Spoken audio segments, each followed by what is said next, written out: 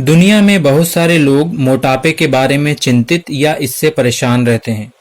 चूंकि इस्लाम एक संपूर्ण जीवन व्यवस्था है, तो इससे बचे रहने या छुटकारा पाने के बारे में इस्लाम की क्या शिक्षाएं हैं, चलिए देखते हैं। चूंकि लगभग 98% तक मोटापे की एक बड़ी वजह जरूरत से ज्यादा खाना पीना है, इसलिए ईश्वर ने कुरान में इससे संबंधित एक सिद्धांत बताया, खाओ और पियो परंतु हद से आगे न बढ़ो। निश्चय ही वो हद से आगे बढ़ने वालों को पसंद नहीं करता। यानी जरूरत से ज्यादा खाने पीने वालों को भी ईश्वर पसंद नहीं करता। तो अगर कोई चाहता है कि अल्लाह उसे पसंद करे, तो उसे खाते पीते वक्त भी उसके आदेशों का ख्याल रखना चाहिए।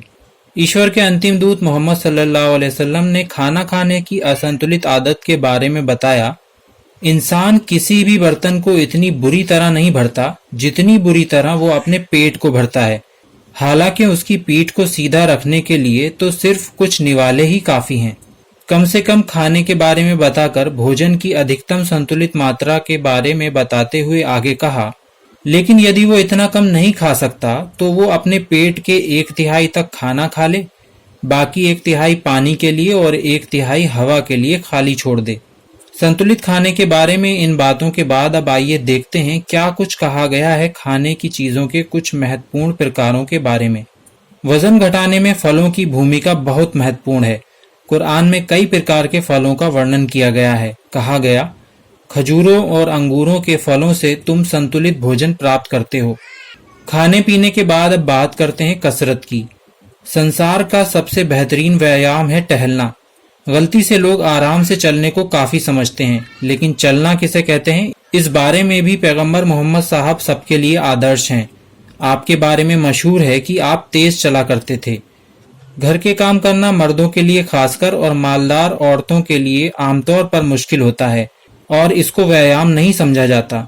लेकिन कई बीमारियों के चलते आजकल घर के काम खुद से करने की सलाह डॉक्टर लोग खूब देने लगे हैं। इस संबंध में भी संदेशवाहक मोहम्मद साहब का आदर्श और उनकी प्यारी बेटी हजरत फातिमा रज़ियल्लाहु ताला अन्हा के जीवन की एक जानकारी आपकी सेवा में प्रस्तुत है।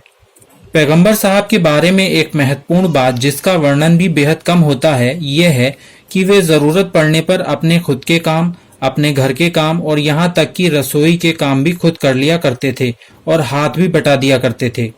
एक बार आपकी प्रिय पुत्री फातिमा घर के कामों की वजह से हाथों में तकलीफ हो जाने के कारण एक कामवाली की तलाश में अपने पिताश्री के घर आईं, तो अल्लाह के नबी ने बदले में उनको सुझाव दिया कि घर के काम खुद ही करने के साथ साथ ईश्वर के गुणगान का थोड़ा समय और बढ़ा दो।